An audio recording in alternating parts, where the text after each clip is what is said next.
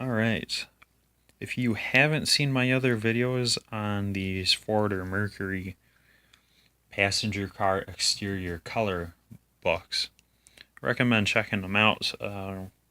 If you have any 1980s, no, early 1980s Ford Escort, EXP, LN7, any kind of small car like that, you won't be able to get the paint swatches for it at your local paint shop. So I recommend getting one of these off eBay for $5 to $15. Because you can take this in, show them the color code. They might be able to look up that color code and find the color, but if they don't, they can match the paint to the paint chips that you have. No, sorry. But anyways, just like all my other ones, this is a full sheet. On one side, it's all paint colors, and then on one of the folded sections in the back, it gives you a chart for all the two-tone paint options. It also gives you that this one's in particular has an entire section dedicated just to Capri two-tones, Mercury Capri two-tones, which is really neat. We'll look at all that in a little bit. I want to go through the paint first. In 1983, they still had a fair amount of colors. They had only just started getting rid of some of the more bold ones, like the green they got rid of.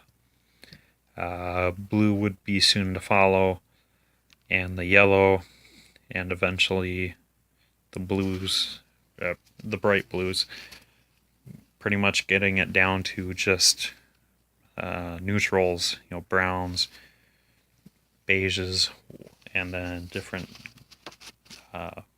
shades, black, silver, white. So,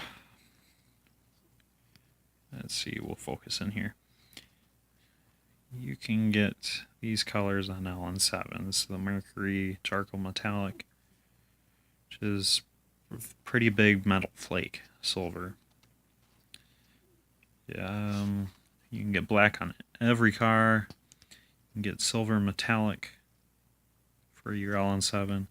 It's a very tight metallic flake. That's like Tester's silver. If you've ever painted a plastic model, you know what Tester's silver is. It's that. Let's see here.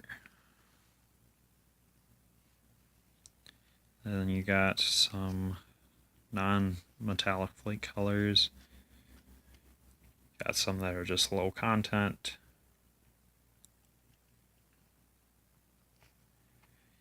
Bright Bittersweet Red. It's pretty common on LN7s, more so than EXPs.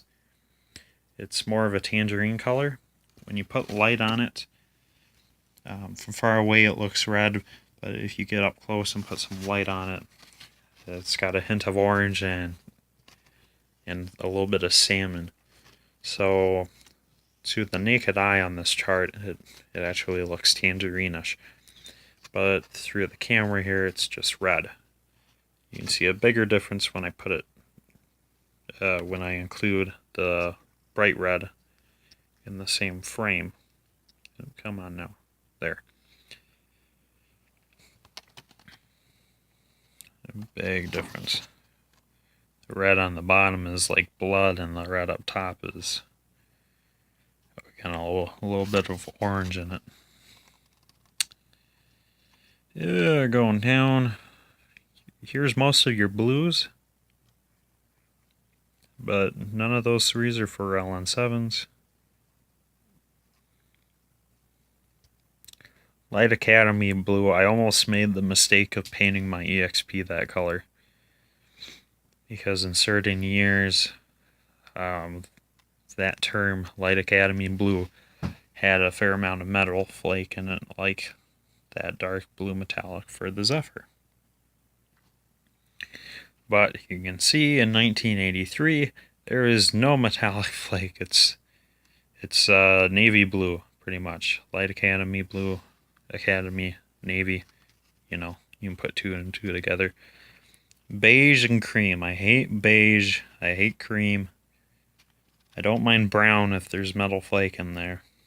But yeah, I've never seen a beige or cream LN7. I hope I never do. Dark walnut metallic's neat. It's brown with a hint of red in it. The dark Academy blue metallic. See, there we go. Academy blue, but with some metallic in it. This one is noticeably darker. That's a fairly common color for LN7s in the 1983 year.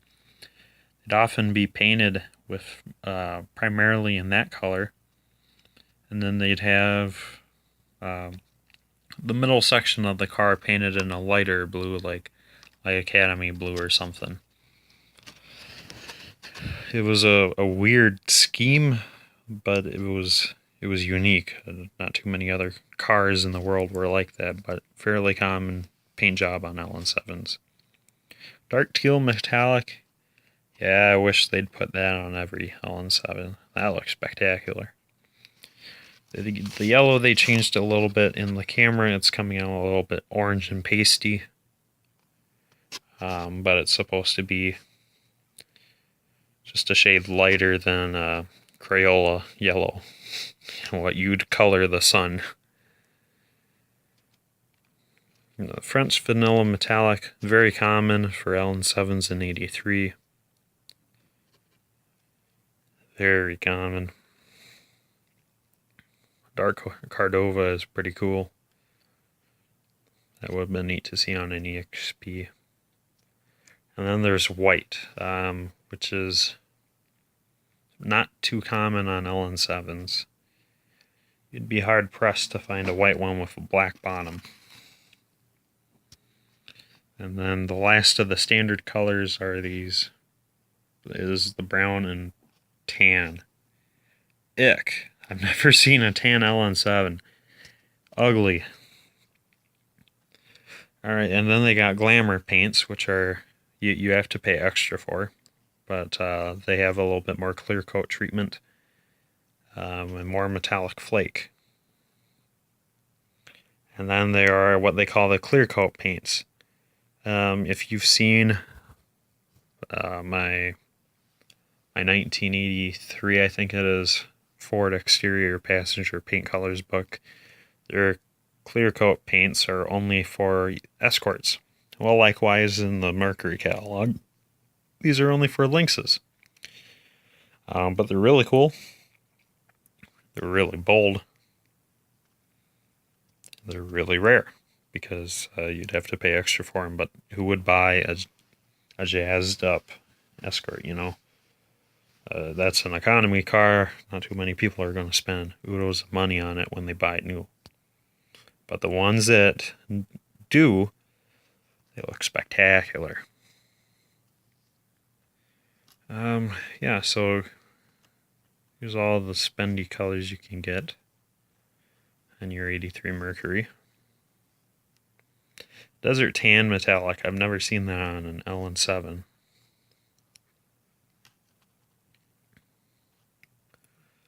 That Vaquero Metallic is righteous. I love that orange. It's kind of like a red copper kind of color. Light teal is awesome.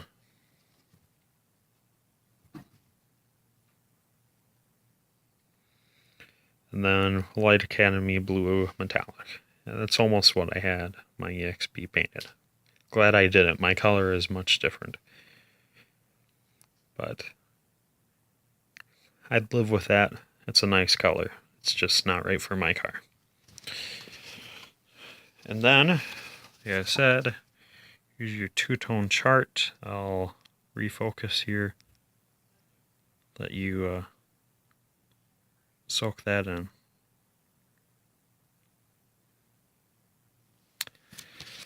And yeah, a lot of cool colors. Highly recommend getting one of these.